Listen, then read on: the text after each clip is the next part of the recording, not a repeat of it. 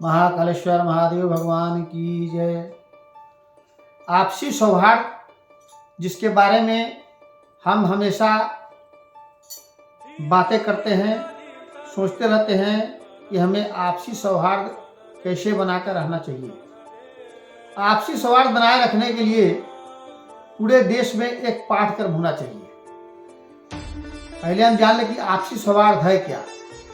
भाईचारा पूर्वक रहना, मैत्रीपूर्ण संबंध बनाकर रहना, मिलजुल कर एक साथ रहना, यह सब आपसी सौहार्द की परिभाषा में आता है। पूरे देश में शिक्षा के माध्यम से भी हम आपसी सौहार्द बना सकते हैं।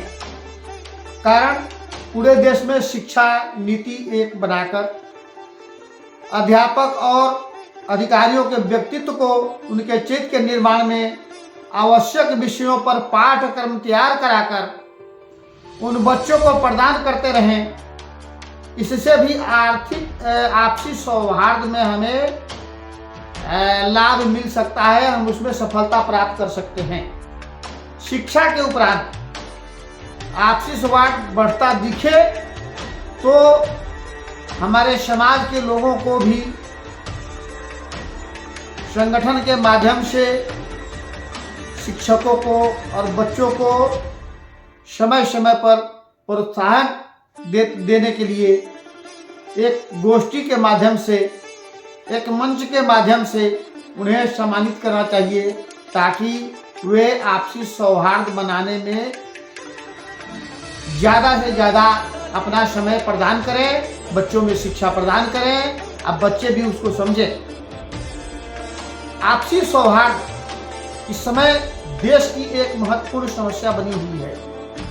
हम धर्म के नाम पर, कट्टरता के नाम पर एक दूसरे से न मिलजुल कर एक दूसरे से नफरत करते हैं। छोटी छोटी बातों पर हम एक दूसरे के प्रति घृणा पैदा करते हैं और वह घृणा छोटी छोटी बातों से बढ़ते एक ऐसी समस्या, उग्र समस्या पैदा हो जाती है जिससे हम बहुत कठिनाई झेलते हैं। हमें समाज के कुछ ऐसे व्यक्तियों को भी समय समय पर गोष्ठी के माध्यम से, उनके सहयोग से सौहार्द बनाने के क्रम में उनसे यह निवेदन करना चाहिए कि वे सभी लोग इस कार्य में बढ़ चढ़ के हिस्सा लें, एक मंच साझा करें और मिलजुल कर उसको एक दूसरे को बताएं, भाईचारा का संबंध बनाएं, ताकि हमारा आपसी सौहार्द बना रहे, मैत्रीपूर्ण संबंध बना रहे, किसी प्रकार का उसमें भेदभाव न पैदा हो। ऐसी स्थिति में हमें हमारे समाज के सभी लोगों को बढ़ चढ़ के हिस्सा लेना चाहिए। हम त्योहारों में किसी भी तरह से एक दूसरे का मदद करें। अगर कोई कमज़ोर हो, गरीब हो, तो हमारा ये कर्तव्य बनता है, हमारा ये धर्म बनता है कि हम उसे आर्थिक रूप से मदद करके उसको उसके त्यौहार में सहभागी बनकर उसको ऊंचा उठाएं, ताकि वह हमारे इस सहयोग को मानते हुए आपसी सौहार्द में उसका भी सहयोग बना रहे। समाज की मुख्य धारा से अगर कोई जुड़ना चाहता हो तो उससे हमको मिलजुल कर और उसको समझा बुझाकर लाने का प्रयास करना चाहिए, न कि नफरत करने का और उससे जुड़ाव करने का।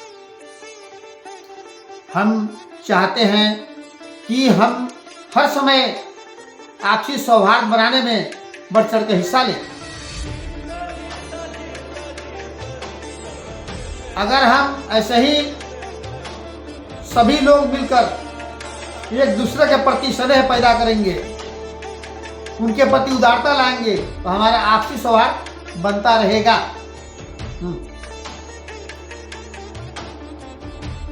हमारा आपसी सौहार्द के बारे में यह भी कहना है कि धर्म के प्रति उदार निष्ठावान रहें। हम मना नहीं करते हैं और ना हम इससे किसी को हस्तक्षेप करते हैं, परंतु कट्टर न बने, कट्टरता न दिखाएं। कट्टर बनने से, क्रूर बनने से आपसी सौहार्द बिगड़ता है, वैमनस्यता पैदा होती है। इसलिए हम धर्म से जुड़े जरूर, लेकिन कट्टरता का व्यवहार न करें। हमें कट्टरता का व्यवहार करने वालों का बढ़ चढ़ कर विरोध करना चाहिए। समाज में ऐसे तत्वों को पनपने नहीं देना चाहिए जो आपसी सौहार्द बनाने में सहयोग न करके उसे बिगाड़ने में वह व्यक्ति सहयोग कर रहा है। उसके प्रति हम गोलबंद होकर, हम एकजुट होकर उनका विरोध करें और इसकी शिकायत शासन प्रशासन से करें, ताकि हमारा आपसी संबंध, प्रेम और भावना एक दूसरे के प्रति बढ़े और हम मैत्रीपूर्ण संबंध से अपने को आगे बढ़ाएं, ताकि देश भी आगे बढ़े, समाज भी आगे बढ़े, सब कुछ आगे बढ़ता रहे। हमें कमजोर वर्ग को, निम्न वर्ग के लोगों को के साथ कभी भी भेदभाव नहीं अपनाना चाहिए। उनके साथ कंधा से कंधा मिलाकर चलना चाहिए। अगर उन्हें किसी चीज़ की आवश्यकता तो उन्हें भी हमसे कहना चाहिए कि हमें फलानी चीज़ की कमी है, हमारा ये समस्या है, ताकि हम उसका सहयोग करने में, मदद करने में बढ़ चढ़ के हिस्सा लें। मुख्यधारा से जोड़ना चाहिए उन्हें, उनके प्रति घृणा नफरत नहीं होनी चाहिए, उनके साथ ऐसा द्वेषपूर्ण बातचीत नहीं होना चाहिए। उन्हें न लगे कि हम आपस में, हम जिसके पास जा रहे हैं, अवश्य कोई भी किसी के पास जाता है तो इस आशा से जाता है कि हमें मदद करेगा।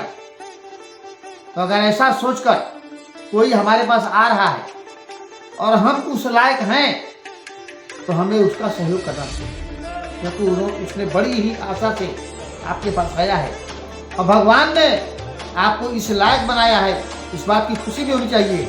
भगवान ने आपको इस लायक बनाया है कि आपके पास कोई आता है, बैठता है और आपका सम्मान करता है। आपके पास कोई आता है तो आपका सम्मान बढ़ता है, न कि उसका।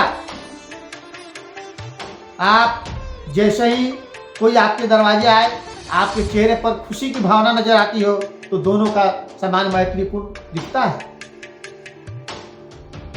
अन्यथा कोई आपके दरवाजे आ रहा हो और आप उसको देखते ही कुछ अपने ही बच्चों पर, आदमियों पर, अपने लोगों को डांटने फटकारने लगे, तो वो आदमी समझ जाएगा कि यह मुझे देखकर ही क्रोधित हो रहे हैं और वह जो कहने आपसे आया है वो नहीं कहेगा। इसलिए समाज के लोगों को आपसी सौहार्द बनाए रखने में योगदान करने हेतु निवेदन है कि वे सभी आप लोग मिलकर आपसी सौहार्द बनाने में सहयोग करें, मदद करें, ताकि हर व्यक्ति एक दूसरे के प्रति जो भेदभाव, नफरत का मन रखता है, दुराव रखता है, तो खत्म हो जाए। देश में गंगा जमुना तहजीब की बात करते हैं। ऐसे लोगों को मैं बताना चाहता हूं कि धार्मिक स्थलों पर किसी भी विवाद में अपना पक्ष मैत्रीपूर्ण, सौहार्दपूर्ण को देखते हुए, भावनाओं का सम्मान करते हुए, केवल लिखने पढ़ने से आपसी सौहार्द नहीं बनता है।